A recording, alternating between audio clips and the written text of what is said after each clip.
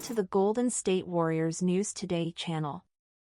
Take the opportunity to leave that like and subscribe to the channel. Let's go to today's news. Have you ever stopped to think about what truly makes a team a champion? Is it an unstoppable offense or a suffocating defense? The Golden State Warriors may have given us that answer against the New York Knicks. What we saw on the court was a perfect example of how this team is shaping up for the playoffs. But will this defensive strategy be enough to take on giants like the Denver Nuggets and Boston Celtics? And more, could a major move be on the way? Will Jonathan Kuminga be sacrificed to further strengthen the team? If you want to stay updated on everything about the Warriors, subscribe now to Warriors News Fan Update and stay on top of all the latest news. The game against the Knicks was a true defensive spectacle. Moses Moody and Draymond Green put on a masterclass in game reading, closing gaps and shutting down plays before they even happened. Green, in particular, seemed to always be one step ahead, anticipating opposing attacks with mastery. But what impressed the most was the team's defensive coherence, working like a well-oiled machine. The numbers prove it. The Warriors lead the NBA in interior defense, allowing opponents just 24.7% shooting near the rim. In other words, opponents simply can't score near the basket. However, this strategy comes with a problem. By prioritizing rim protection, the Warriors end up allowing a high volume of three-point shots. Against the Knicks, this wasn't an issue. New York hit just 9 of 24 attempts.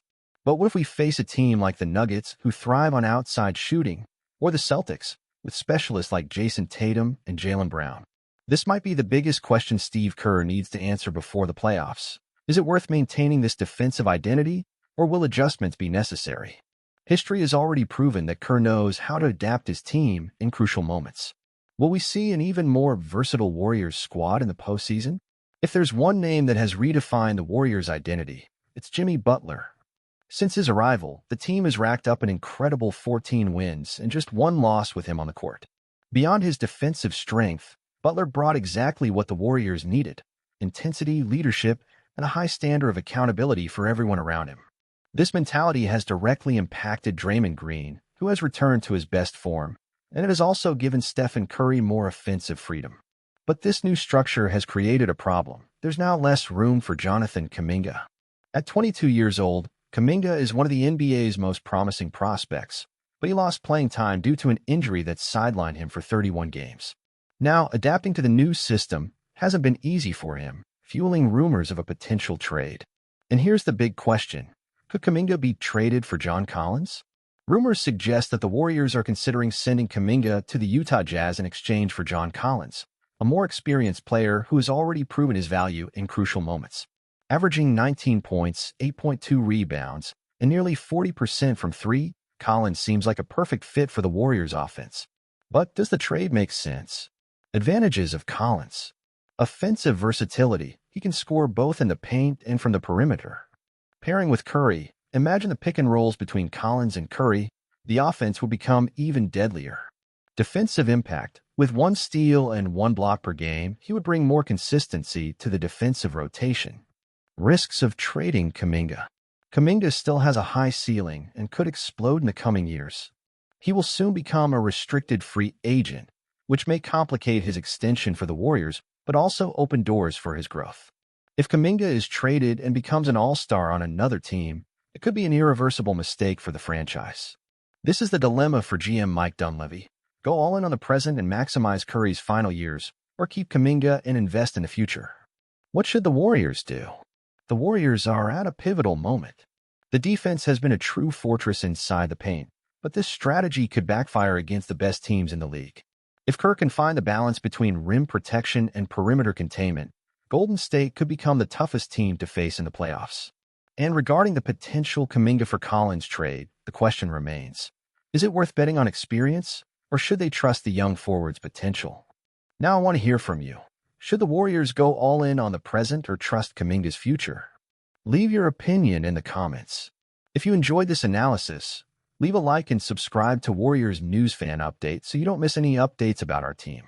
With the final stretch of the season approaching, the Warriors face a dilemma that could shape their short and long-term future. Defense has been the team's identity, and the impact of players like Draymond Green, Moses Moody, and Jimmy Butler is undeniable.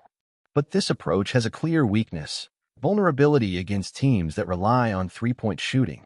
Teams like the Denver Nuggets, Boston Celtics, and Dallas Mavericks have specialists who punish defenses that leave space on the perimeter. And this could be the key to Golden State's playoff fate.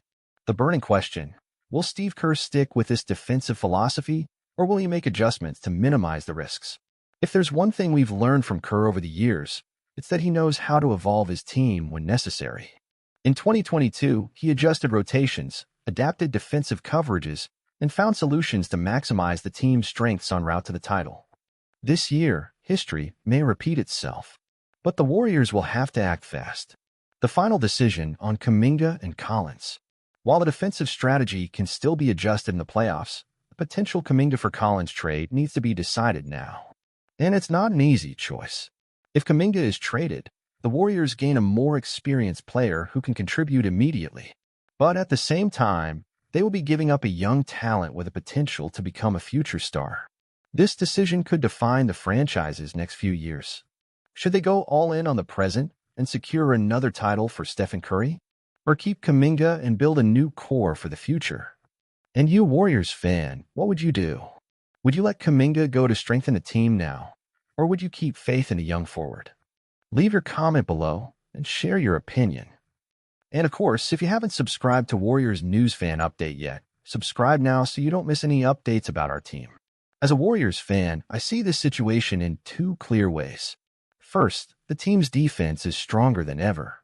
With Draymond Green and Jimmy Butler leading the defensive intensity, rim protection has become a true wall. But at the same time, this heavy focus on interior defense leaves space for perimeter shooters, which could be fatal against teams like the Nuggets, Celtics, and Mavericks. This needs to be adjusted before the playoffs, or we could pay dearly in crucial moments. Now, regarding the potential trade of Jonathan Kuminga for John Collins, I'm completely against it. Kuminga has shown flashes of immense talent, and with more time and space, he could become a key piece for the Warriors' future. Letting him go now could be an irreversible mistake. Of course, Collins is a solid player and would fit well into the system, but he's not someone who changes the team's ceiling. The Warriors need to think beyond the present. The core of Curry, Green, and Butler can still compete, but sacrificing a promising young player like Kaminga for an immediate fit could compromise the franchise's future. If you ask me, I would keep Kaminga and bet on the team's internal development rather than seeking reinforcement like Collins. The Warriors have already proven they can grow within a season, and with a few tactical adjustments, they could become a true nightmare in the playoffs. Now, I want to hear from you. What's the best decision? Keep Kaminga and trust his development, or go for Collins to chase another title now? Leave your opinion in the comments.